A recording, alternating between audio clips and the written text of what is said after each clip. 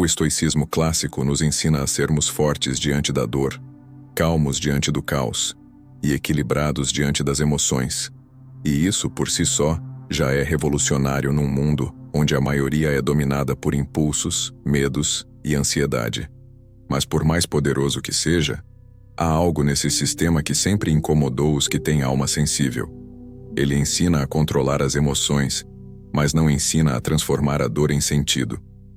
O estoico tradicional te diz: aceite o que não pode ser mudado. Mas não responde: por que isso está acontecendo comigo? Ele te convida ao silêncio da mente, mas ignora os gritos da alma. E é aqui que muitos travam. Porque por mais que o autocontrole nos liberte da escravidão emocional, sem fé, ele se torna apenas uma resistência vazia, fria, seca, solitária. A razão pode acalmar, mas só a fé pode ressignificar. Você pode passar a vida toda sendo racional, disciplinado, centrado, e ainda assim sentir que falta algo. Porque a alma não se satisfaz apenas com o controle. Ela anseia por propósito. É por isso que o estoicismo, clássico apesar de valioso, se torna incompleto para quem busca algo além da sobrevivência emocional. Ele te ensina a aguentar, mas não te mostra o que existe depois da dor.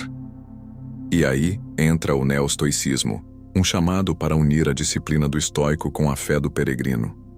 Para ser forte, sem endurecer. Para resistir, sem se desconectar. Para ter autocontrole, sem perder a sensibilidade. Porque o verdadeiro equilíbrio não é só suportar, é suportar sabendo que tudo tem um porquê, mesmo quando a razão ainda não consegue explicar. No século XVI, em meio ao caos das guerras religiosas na Europa e ao colapso de valores morais, um homem enxergou o que quase ninguém via, que o mundo precisava de firmeza, mas também de fé. Esse homem era Justus Lipsius, um filósofo flamengo, brilhante e sensível, que acreditava que o estoicismo clássico continha sabedoria prática demais para ser ignorada, mas frieza demais para ser suficiente. Lipsius olhou para os ensinamentos de Sêneca, Epicteto e Marco Aurélio e viu ali um mapa poderoso para a estabilidade interior.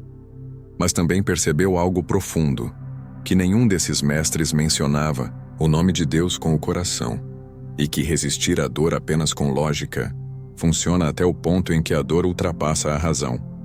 Foi então que ele propôs algo ousado para a época: unir a sabedoria do estoicismo à fé cristã.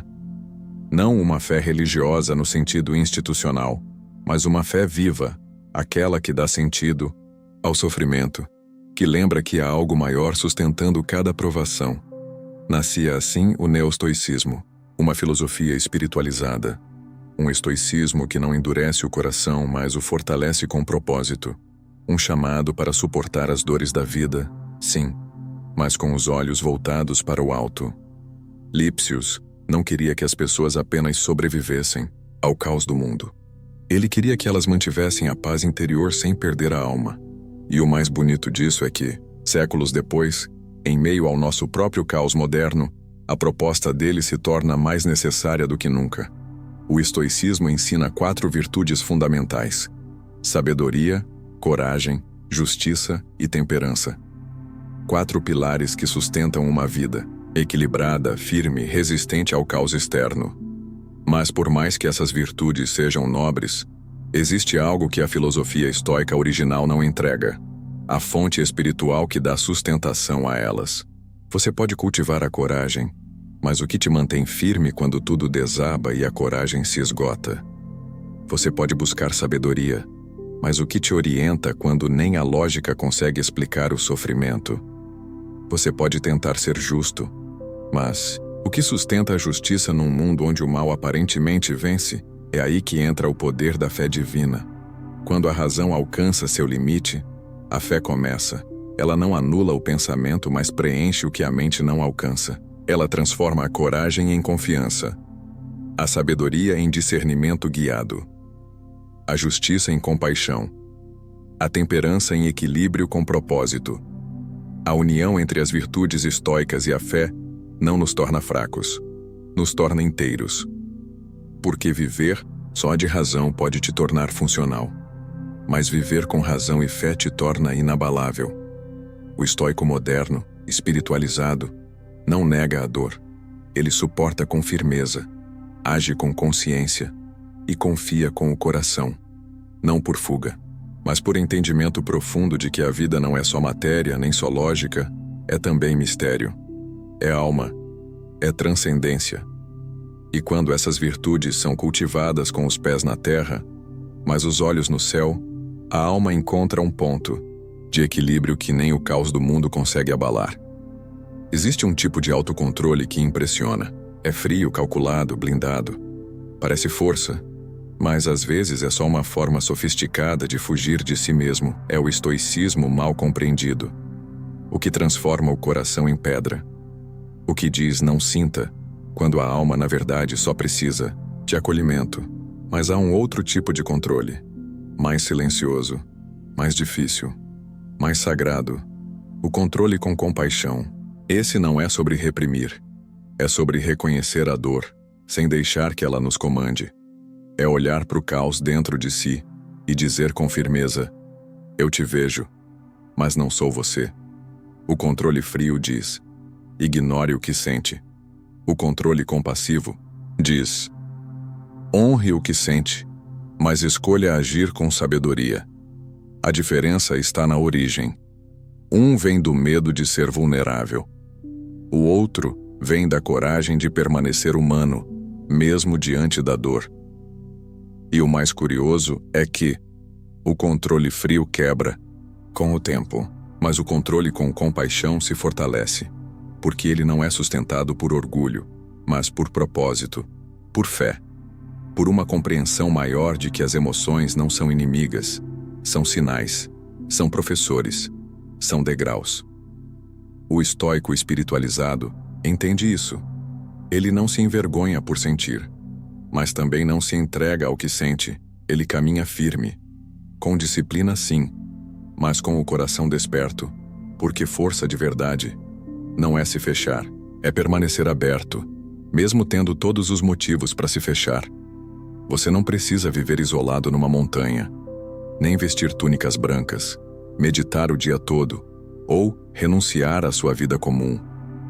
Na verdade, o neostoicismo é justamente para quem vive no mundo real, para quem sente tudo, se machuca, se desequilibra, mas ainda assim não quer desistir de buscar firmeza com alma. Aplicar esse caminho hoje é muito mais simples e muito mais profundo do que parece. Começa assim: quando a raiva vier, em vez de explodir ou fingir que ela não existe, observe com presença. Pergunte com fé: o que isso está tentando me ensinar? Quando o caos vier de fora, em vez de reagir com desespero, lembre-se do que você pode controlar. Seu espírito, sua resposta, sua intenção. Ao enfrentar perdas, rejeições, atrasos, em vez de se revoltar com a vida, confie que existe um propósito invisível, maior do que a sua compreensão atual. Não é sobre ser perfeito, é sobre ser intencional. É sobre errar com humildade, agir com consciência, orar com verdade e se levantar todas as vezes mais alinhado do que antes. Você pode aplicar o neostoicismo hoje mesmo, praticando o silêncio diante de provocações, escolhendo responder com firmeza e não com impulsividade, reforçando todos os dias que você tem um espírito forte guiado por uma força maior. Não é preciso se isolar do mundo, mas sim deixar de ser moldado por ele. Ser um neostoico é ser inteiro num mundo fragmentado. É ter estrutura e ter alma. É ter disciplina e ainda assim ser leve. É andar entre os homens, com os olhos no céu e os pés firmes na terra. Estoico moderno não é alguém frio. É alguém que já foi quebrado e escolheu não se endurecer. É alguém que sente tudo, mas não se deixa dominar por nada. Ele não se move por aplauso, nem se desespera diante da dor, porque aprendeu que a vida não gira em torno de conforto, mas de sentido. O estoico moderno não busca controlar tudo. Ele busca se controlar diante de tudo. E essa é a maior liberdade que alguém pode ter. Mas ele vai além. Não se basta com o controle. Quer propósito. É aí que a fé entra. Não como fuga da realidade, mas como ponte para algo maior do que ela. Ele entende que a disciplina sem fé pode virar rigidez, que a força sem propósito vira peso, que a inteligência sem espírito esvazia. A alma do estoico moderno é firmada em 3 pilares. Firmeza, porque ele sabe que não pode depender das circunstâncias. Fé, porque nem tudo precisa ser entendido. Algumas coisas precisam ser confiadas. Propósito, porque viver só por si mesmo é muito pouco, e isso muda tudo. Ele não vive para fugir da dor, mas para atravessá-la com significado.